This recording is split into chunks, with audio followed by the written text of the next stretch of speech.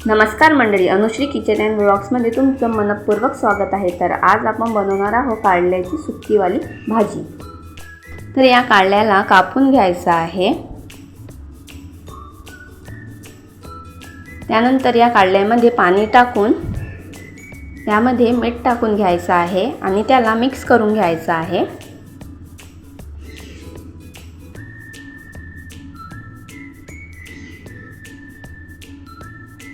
गॅसवर मी एक कढई ठेवलेली आहे। तर त्या कढईमध्ये हा कारले आपल्याला टाकून घ्यायचा आहे। तिथलं पूर्ण पाणी आपल्याला सुकवून घ्यायचं आहे। तर त्याला परतत राहायचं आहे जोपर्यंत तिथला पाणी पूर्ण सुकून जात नाही तोपर्यंत त्याला परतत राहायचं।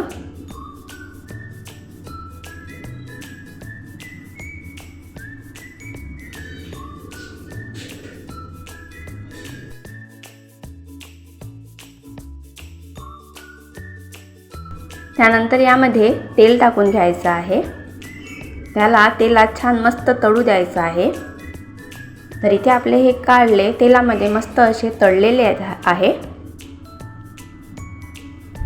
त्यानंतर त्याला एका वाट्यामध्ये काढून घ्यायचं आहे आणि त्याच वाट्यामध्ये आपल्याला फोडणी टाकायची आहे। तर मी इथे 1 चमचा तेल टाकलेले आहे। त्यामध्ये जिरा टाकत आहे। त्यानंतर त्यामध्ये कांदे टाकत आहे। तर कांद्याला मस्त लालसर होऊ द्यायचं आहे।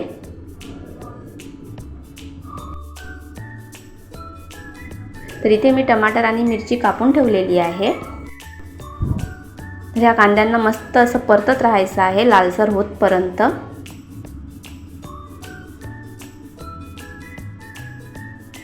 त्यानंतर यामध्ये मिरची टाकून घ्यायची आहे।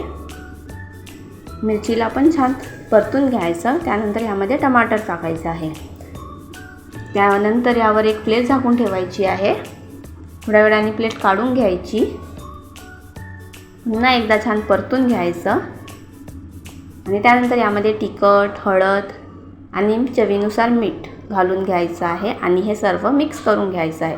त्यानंतर पुन्हा प्लेट झाकून ठेवायची। थोड्या वेळाने पुन्हा प्लेट काढून घ्यायचं आहे आणि त्यानंतर त्यामध्ये तळलेले कारले टाकून घ्यायचे आणि हे सर्व मिक्स करून घ्यायचं आहे। त्यानंतर त्यावर एक प्लेट झाकून ठेवायची आहे।